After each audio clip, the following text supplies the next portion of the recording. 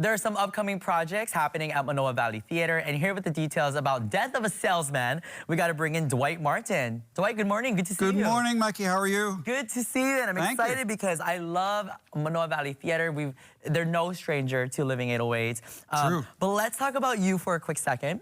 You are a former executive director of Manoa Valley Theater, and now you've had this significant role in shaping, what Manoa Valley Theater is today. But now you're actually back on the stage as a performer in this production. True. Tell us about your role and what it's like. Well, Death of a Salesman by Arthur Miller is an American classic. It's an international classic. Okay.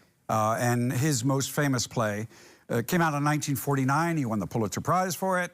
It went to Broadway, got the Best Play Tony Award, and 3 or 4 motion pictures since. I mean, it's really been well circulated, and it's an amazing story about a dysfunctional salesman and his relationship with his family, and the many things he goes through trying to achieve success. Okay, perfect. And the harder he works, the more distant it is from him. Awesome. It's a very interesting play. Yeah, it sounds super interesting. But you're no stranger to productions at Manoa Valley Theater as a performer. Tell us what's so special about this play in particular for you personally. Well, Willy Loman is a very complex character. I've had the privilege of playing complex characters before, but Willie is like the kitchen sink. I mean, it's there's so many levels to it, so many layers to it, and his relationships with his family, with his friends, with his coworkers, with his just with his life. He's trying so hard to be a success, and the harder he tries, the more of a failure he becomes. It's a fascinating psychological drama about this man. It may be that he's bipolar. It may be that he's suffering from senior dementia. We're not too sure, but he's not firing on all cylinders. Gotcha. So how have you approached, playing such an iconic character? Well, I believe as an actor, you have to sort of pull stuff out of yourself, and find characteristics.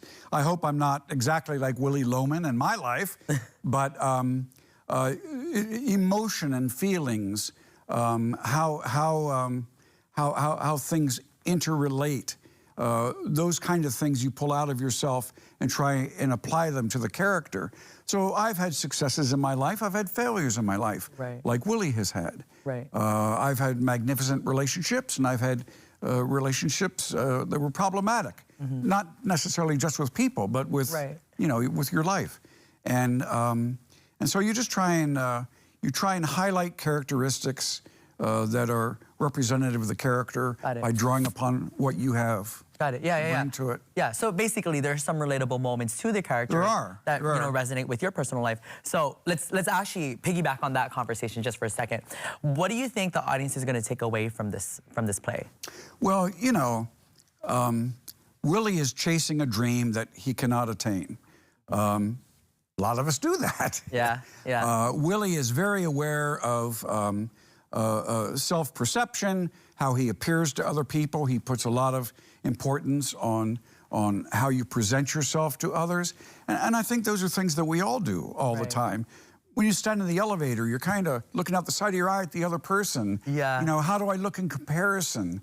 We're always evaluating our position vis-a-vis everybody else. And that's what Willie is doing. He's trying to be a success, what he perceives to be characteristics that represent success, but the harder he pushes toward that, the further away he gets from it.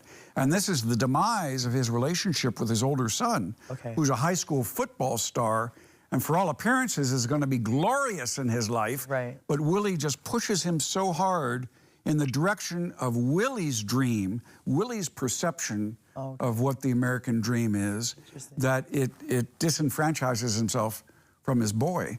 And the big dramatic climax of the play is those two characters ripping apart from one another.